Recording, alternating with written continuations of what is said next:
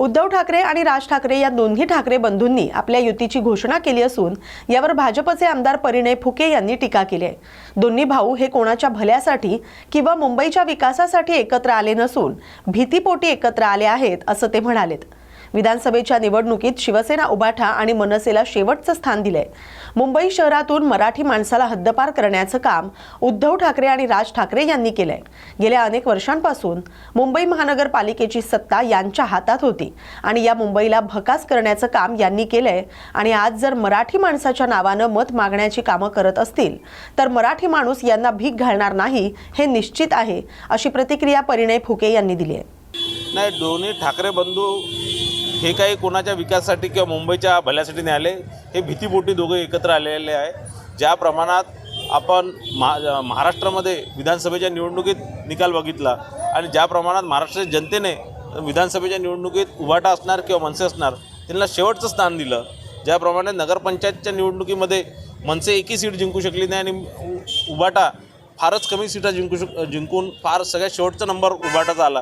तर मला असं वाटतं भीतीपोटी हे दोघं भाऊ एकत्र आले की थोडं बहुत काही ना काही सीटा तरी त्यांच्या मुंबई महानगरपालिकेमध्ये मराठी मुद्दा बघा, मुंबई शहरातनं मराठी माणसाला हातपार करण्याचं काम या उद्धव ठाकरे आणि राज ठाकरेजींनी केलेलं आहे। मागच्या अनेक वर्षापासून मुंबई महानगरपालिकेची सत्ता यांच्याचकडे होती आणि या मुंबईला भकास करण्याचं काम यांनी केलं, मराठी माणसाला हातपार करण्याचं काम केलं आणि आज जर खरंच मराठी माणसाच्या नावाने जरी मतदान मागत असणार तर मराठी माणूस यांना भीक नाही घालणार, हे निश्चित 100% खरं आहे।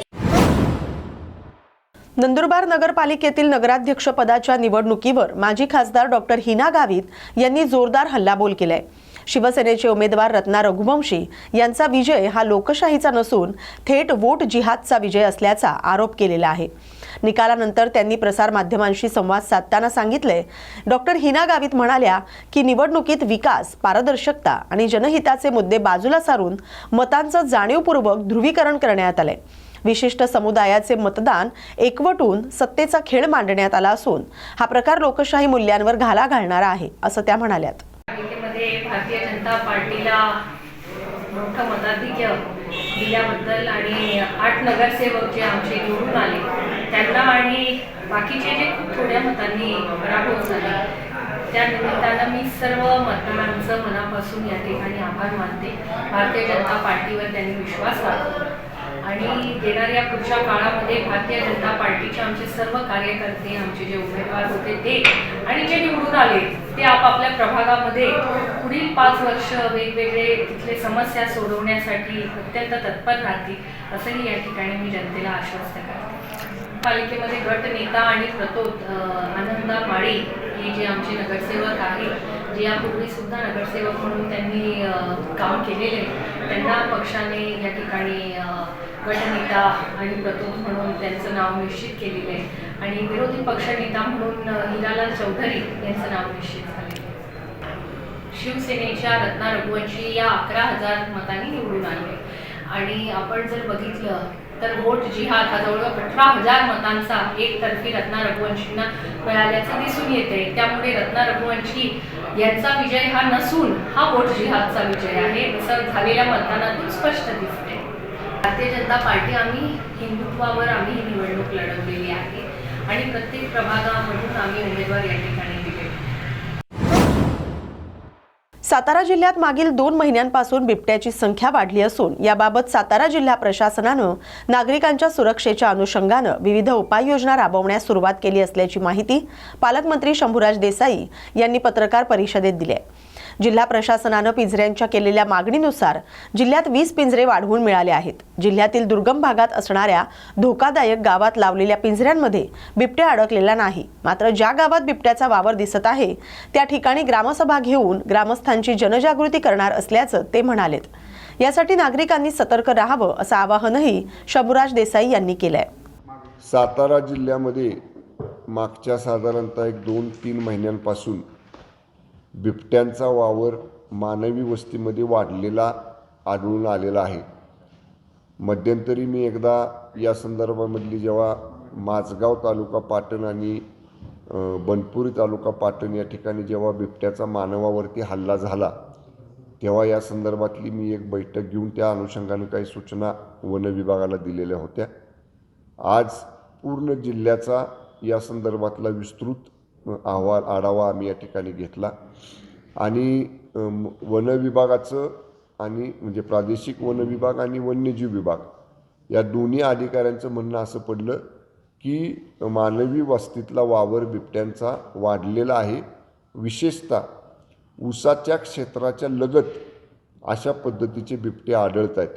आणि म्हणून मी याबाबतीत जेव्हा मागं बैठक घेतली तेव्हा माननीय वनमंत्र्यांशी चर्चा केली होती की आम्हाला पिंजऱ्यांची संख्या वाढवून द्या. तर त्यांनी 20 अधिकचे पिंजरे हे आपल्या जिल्ह्याला मागच्या 15 दिवसापूर्वी दिलेले आहेत. ती 20 पिंजरे मला वन अधिकाऱ्याने आत्ता सांगितलं की ते वेगवेगळ्या ठिकाणी आपण लावलेत, पण एकाही ठिकाणी आत्तापर्यंत तरी कुठं त्याच्यात बिबट्या अडकला नाही. एक ठिकाणी महाबळेश्वरला फक्त कुठेतरी त्यांना तो त्या पिंजऱ्यामध्ये आढळला. आपण ड्रोनचे नाईट शूटिंग करणारे कॅमेरे हे सुद्धा DPDCमधनं या ठिकाणी आपण दिलेले तर त्याचंसुद्धा फिटिंग म्हणजे ते सुद्धा लावलेले आहेत वन विभागाने. आत्तासुद्धा मी जिल्हाधिकारी महोदयांशी आम्ही चर्चा केली बैठकीमध्ये की यावर्षीची उद्याच आढावा बैठक आहे जिल्हा नियोजन समितीच्या खर्चाचा किती टक्के खर्च झाला आणि किती टक्के प्रलंबित आहे. जर काही विभागांचा खर्च होत नसेल आणि जर आपल्याला रिअप्रोप्रिएशन म्हणजे पुनर्नियोजन करावं लागणार असेल जिल्हा नियोजन समितीचं तर त्यातनं काही पैसे या बिबट्यांच्या बंदोबस्त करण्यासाठी ड्रोन उपलब्ध करणे, पिंजरे उपलब्ध करणे या बाबतीतला निर्णय उद्या आम्ही घेऊ. पण तशी आवश्यकता वाटली तर ते सुद्धा आपण करू.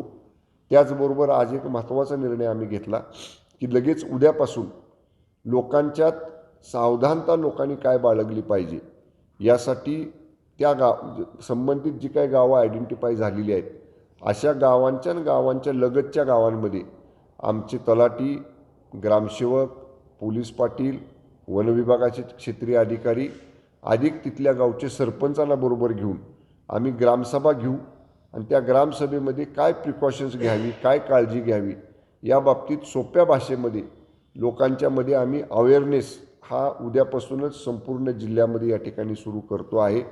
दुसराही निर्णय आम्ही आज केला की वन्यजीव विभागानं आणि प्रादेशिक वन विभागाने आपल्या जिल्ह्यामध्ये विशेषतः कराड आणि पाटण तालुक्याला त्या भागात चांदोली अभयारण्य आणि कोयना अभयारण्य आणि सह्याद्री व्याघ्र प्रकल्प हे 3 फॉरेस्टचे मोठे मोठे फॉरेस्ट झोन्स आहेत. तर त्याच्या लगतची जी गावं आहेत ज्या गावांमध्ये संभाव्य बिबटे वावर करू शकतात तर अशा ठिकाणी त्या गावांच्या लगत मोठी चर काढणं हा जो वन विभागाचा एक कार्यक्रम आहे तर त्याचाही प्रस्ताव वन्यजीव विभागानं आणि प्रादेशिक वन विभागानं तयार करावा आणि त्याच्यासाठी विशेष निधी राज्य सरकारकडनं मिळवायचा झाला तर त्यासाठी सुद्धा प्रयत्न करण्याची किंवा त्यासाठीचा प्रस्ताव तयार करण्याच्या सूचना आजच्या बैठकीमध्ये दिलेल्या आहेत. एकूणच जिल्ह्याचा पालकमंत्री म्हणून जिल्ह्यातल्या सर्व नागरिकांची खबरदारी घेणं ही आमची जबाबदारी आहे. त्यामुळे त्याची सर्व उपाययोजना आजच्या बैठकीमध्ये आम्ही केलेल्या आहेत. सगळ्या क्षेत्रीय अधिकाऱ्यांना फील्डवर राहायच्या सूचना दिलेल्या आहेत आणि जेव्हा ग्रामसभेला आमचे अधिकारी जातील तेव्हा जवळ उपलब्ध असणारा वन विभागाचा अधिकारी कोण आहे म्हणजे तातडीने जर एखादा पिंजरा शिफ्ट करावा लागत असेल की जिथं समजा लोकांनी सांगितलं की इथं आम्हाला बिबट्याचा वावर आढळून आला तर अशा ठिकाणी ते पिंजरे शिफ्टिंग करण्याची सुद्धा तात्पुरती आता जे लावले तिकडून तो तिकडं शिफ्ट करण्याची सुद्धा सूचना आजच्या बैठकीमध्ये दिलेल्या आहेत. कुठेही जिल्ह्यातल्या लोकांनी पॅनिक होऊ नये, घाबरून जाऊ नये. प्रशासन आवश्यक ते सगळ्या उपाययोजना बिबट्यांचा वावर कमी करण्यासाठी आम्ही करतोय. भाजप शिवसेना युती पूर्ण होण्याअगोदरच सोलापुरात शिवसेना शिंदे गटाकडून शहरात जोरदार शक्ती प्रदर्शन करण्यात आले.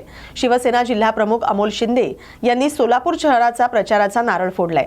सोलापूर महानगरपालिका निवडणुकीसाठी शिवसेना पूर्ण ताकदीने मैदानात उतरली आहे. प्रभाग क्रमांक 7 मध्ये रॅलीद्वारे प्रचाराची सुरुवात करण्यात आली. सोलापूर महानगरपालिकेच्या इलेक्शनसाठी शिवसेना संपूर्ण ताकदीने सज्ज झाले आहे. त्याचे उदाहरण आहे कारण प्रभाग क्रमांक 7 मध्ये आम्ही अतिशय ताकदीने गेल्या वर्षी सुद्धा लढलो. या प्रभागामध्ये आम्हाला गेल्या वर्षी या नागरिकांनी 4 नगरसेवक शिवसेना धनुष्यबाणावर निवडून दिल्या आणि आज आम्हाला विश्वास आहे की प्रभाग क्रमांक 7 मध्ये आम्हाला या वर्षी सुद्धा या भागातले नागरिक माय माऊली आदरणीय शिंदे साहेबांनी केलेल्या कामाच्या विश्वासावरती चारही नगरसेवक धनुष्यबाणावर निवडून देतील. राहिला विषय सोलापूर शहराचा, जिल्हा प्रमुख या नात्याने मी संपूर्ण शहराबाबतीत पण मी या भूमिकेत आहे की भारतीय जनता पार्टीवर आमची युती झाली पाहिजे. या गोष्टीसाठी आम्ही सकारात्मक आहोत. पण जर आम्हाला सकारात्मक सोबत नाही घेतलं तर आम्हाला एकटा चलो शिवाय कुठला पर्याय राहणार नाही. मी आजही सांगतो की भारतीय जनता पार्टी बरोबर आम्ही युती करण्यासाठी तयार आहोत. जागा वाटपाचा काय फॉर्म्युला ठरलेला आहे? जागा वाटपामध्ये आज आमचे संजयजी कदम साहेब, ज्योतिदेव वाघमारे असतील, सीतारामजी मेत्रे साहेब असतील, खंदारे साहेब असतील, अमर पाटील साहेब असतील, या सगळ्यांच्या माध्यमातून बैठक झाली. पालकमंत्र्यांना आम्ही भेटलो. पालकमंत्र्याबरोबर त्यांचे पार्टीचे पदाधिकारीही होते. आम्ही त्यांना 40% जागा या शिवसेनेला मिळाल्या पाहिजेत या मत आम्ही त्यांना सांगितलेलं आहे. 40% जागा म्हणजे 40-42 जागा आम्हाला मिळाल्या पाहिजेत असा आम्ही त्यांना फॉर्म्युला दिलाय. पण त्यांनी सांगितलं की मी त्यांच्या लोकांशी चर्चा करतो आणि त्यानंतर आपल्याशी उद्या संध्याकाळीपर्यंत आम्ही काहीतरी घडामोडी सांगतो. युतीचा प्रस्ताव अजित पवार गटाला ठेवलेला नाही का? नाही, शिवसेना भारतीय जनता पार्टी हे नैसर्गिक मित्र आहेत. आम्ही पालकमंत्र्यांनी आमचा प्रस्ताव दिलाय. जर त्यांना यायचं असेल अजितदादा गटाचे राष्ट्रवादीच्या नेत्यांना तर त्यांनी जाऊन पालकमंत्र्यांना भेटू शकतात आणि त्यांच्यानंतर मिटिंग होऊ शकते. राष्ट्रवादीकडून कुणीही संपर्क केला नाही का युतीसाठी, महायुतीसाठी? असं नाही, काय आहे? भारतीय जनता पार्टी सोलापूरमध्ये मोठा भाऊ म्हणून काम करते. पालकमंत्री त्यांचे आहेत तर त्यांनी त्यांच्याशी चर्चा करावी. त्यांना असं वाटलं की आपण तिघं मिळून एकत्र यायचं आहे, त्यांनी तसा आम्हाला आदेश केला तर आम्ही तिघं मिळून एकत्र येऊ. पण आम्ही आमच्या वतीनं, शिवसेना वतीनं भारतीय जनता पार्टीला प्रस्ताव दिलेला आहे. शिवसेनेची राष्ट्रवादी सोबत जायची भूमिका नाहीये का? नाही, मुळीच असं आम्ही म्हणलेलं नाही. आमच्याकडे कोण आलंच नाही तर आम्ही त्यांना काय बोलणार आहे. आम्हाला शिवसेना भारतीय जनता पार्टी युती व्हावी ही आमच्या कार्यकर्त्यांची इच्छा होती. कारण आम्ही लोकसभेत त्यांचं काम केलंय, विधानसभेत काम केलंय. आम्ही भारतीय जनता पार्टीच्या लोकांना हक्काने मांडू शकतो कारण आम्ही त्यांचं काम केलंय. राष्ट्रवादीच्या लोकांचं कामच आम्ही केलं नाही तर आम्ही त्यांच्याशी काय म्हणून जाणार आहे. त्याच्यामुळे त्यांना जर युती करायची असेल तर त्यांनी पालकमंत्र्यांशी संपर्क करावा, आमच्याशी करायचे असेल तर संपर्क करावा, त्यांच्याशी पण बसता येईल. भाऊ, सांगोल्यात हे चित्र एक पाहतोय की तुम्ही जसं तुमच्या वार्डामधून इच्छुक आहे तसं भाजपकडूनही आहेत. मग तुम्ही कशा पद्धतीने तुम्ही शक्ती प्रदर्शन मोठ्या प्रमाणावर केलेलं आहे, त्यातून काय संदेश नाही देण्याचा अर्थ आहे? शक्ती प्रदर्शन नाही, प्रचार लागलेला आहे. आजपासून त्याची सुरुवात झाली आहे. गणपतीला आरती करून आम्ही त्याची सुरुवात केलोय. राज्यात उद्या सगळ्या जागी महाराष्ट्रामध्ये अशा मिरवणुका प्रत्येक जण आपापल्या पद्धतीने काढणार आहे. सोलापूर शहरात सुद्धा सगळे इच्छुक उमेदवार काढणार आहेत. त्याचा भाग म्हणून आम्ही फक्त शिवसेना पक्षाचा प्रचार करण्याकरता आम्ही आमची रॅली काढतो. कोंढवा परिसरात अवैध दारू विक्री विरोधात कारवाईसाठी गेलेल्या पोलिसांना मोठं घबाड हाती लागलंय. काकडे वस्ती इथं करण्यात आलेल्या कारवाई दरम्यान मोठ्या प्रमाणात देशी आणि विदेशी दारूसह रोख रक्कम जप्त करण्यात आले. पोलिसांनी केलेल्या झडतीत बंद कपाटात लपवून ठेवलेली विविध ब्रँडची दारू तसंच रोख रक्कम आढळून आली. या कारवाईत एकूण 2,05,900 रुपयांची दारू आणि 1,41,050 रुपये रोख रक्कम असा एकूण 3,46,950 रुपयांचा मुद्देमाल जप्त करण्यात आलाय. या प्रकरणी संबंधितांवर महाराष्ट्र दारूबंदी कायद्यान्वये गुन्हा दाखल करण्याची प्रक्रिया सुरू आहे. पुढील तपास कोंढवा पोलिसांकडून करण्यात येतोय. आज कोंढवा पोलीस ठाण्याच्या हद्दीमध्ये काकडे वस्ती गल्ली नंबर 2 या ठिकाणी माझे DBचं पथक व त्यांचा स्टाफ असे सर्वांनी मिळून एक गुप्त बातमीदारामार्फत माहिती मिळाल्यावरून एक प्रोव्हिशनची रेड केलेली आहे. सदर रेडमध्ये एकूण प्रोव्हिशनचा 2 लाखाचा माल मिळून आला. तसेच रोख रक्कम 1,41,000 ही मिळून आली. तर सदर पथकाने आणखीन काही दारूचा साठा वगैरे मिळतो का काय म्हणून त्या घरामध्ये सर्च केला असता त्या ठिकाणी अजून काही रक्कम मिळून आली. तर ही सर्व आम्ही 2 पंचासमक्ष जप्त केलेली आहे आणि ह्याच्यामध्ये जी रक्कमची अमाऊंट जी आहे ती टोटल 1,85,000 इतकी असून आणि 2 लाखाचा प्रोव्हिशनचा माल हा आम्ही या ठिकाणी जप्त केलेला आहे. मालकाचं नाव काय? याच्यामध्ये एक महिला व 2 जेंट्स आहेत. FIR कुणाचं नाव दाखल झालंय का आतापर्यंत? त्याचं प्रोसेस चालू आहे. FIRचं काम दाखल करण्याचं चालू आहे. जे व्यवसायी आहेत त्यांच्याकडे अजून पैशाची होण्याची संभावना आहेत का? याबाबतचा तपास आपण आणखी यापुढे करणार आहोत. सध्या इलेक्शन येतात, त्या इलेक्शनच्या पार्श्वभूमीवर हे पैसे वाटण्यासाठी आणलेत नव्हते. ते आपणाला तपासामध्येच सर्व गोष्टी निष्पन्न होतील. नवी मुंबईत तळोजा MIDCतील मातोश्री एंटरप्राइजेस या केमिकल कंपनीला भीषण आग लागल्याची घटना घडली। अग्निशमन दलाच्या गाड्या घटनास्थळी दाखल झाल्यात। आतापर्यंत अग्निशमन दलाच्या 3 गाड्या घटनास्थळी पोहोचल्यात। आग विझवण्याचे शर्थीचे प्रयत्न सुरू आहेत। आगीच्या तीव्रतेमुळे आजूबाजूच्या परिसरात धुराचे लोट पसरले होते। अद्याप कोणत्याही जीवितहानीचं वृत्त झालेलं नाही। आगीचं कारण अजूनही समजले नाहीये। आजूबाजूला अनेक कंपन्या असल्यानं अग्निशमन दलाच्या जवानांना शर्थीचे प्रयत्न करावे लागतायत। अमरावती महानगरपालिका निवडणुकीच्या पार्श्वभूमीवर राजकीय घडामोडींना आता वेग आलाय। वडाळी महादेव खोरी प्रभागातील माजी नगरसेविका सपना ठाकूर यांनी अजित पवार राष्ट्रवादी काँग्रेस पक्षाला रामराम ठोकत पुन्हा युवा स्वाभिमान पक्षात घर वापसी केले। युवा स्वाभिमान पक्षाच्या तिकिटावर निवडून आलेल्या सपना ठाकूर यांनी काही काळापूर्वी मनपा निवडणुकीच्या तोंडावर अजित पवार यांच्या राष्ट्रवादी पक्षात प्रवेश केला होता। मात्र आगामी निवडणुकीसाठी राष्ट्रवादी काँग्रेस पक्षाची मनपा उमेदवारी दुसऱ्याला मिळणार, सोबतच तिकिटाची ठोस हमी न मिळाल्यानं त्यांनी पुन्हा एकदा मूळ पक्षात परतण्याचा निर्णय घेतलाय। राष्ट्रवादीचे विचार न पटल्यामुळे मी परत युवा स्वाभिमान आपले घरच आहे, त्यामुळे मी माझ्या घरी स्वतः परत आलेली आहे आणि समस्त वडाळी प्रभागातील नागरिकांची इच्छा होती BJP सोबत BJP युवा स्वाभिमानचं गठबंधन असल्यामुळे त्यांच्यासोबत मी आले। आज 25 डिसेंबर भारताचे माजी पंतप्रधान अटल बिहारी वाजपेयी यांच्या जयंतीनिमित्त शुभेच्छा देतो। आणि आज आमच्या युवा स्वाभिमान पार्टीच्या एक आनंदाचा क्षण आहे की आमचे पारिवारिक संबंध असलेल्या आमच्या नगरसेविका युवा स्वाभिमान पार्टीच्या सपनाताई ठाकूर या परत आपल्या परिवारामध्ये वापस आलेल्या आहे आणि वडाळीच्या विकासासाठी, मंगलधामच्या विकासासाठी पुनश्च त्या सेवेमध्ये तत्पर राहण्यासाठी सज्ज आहे।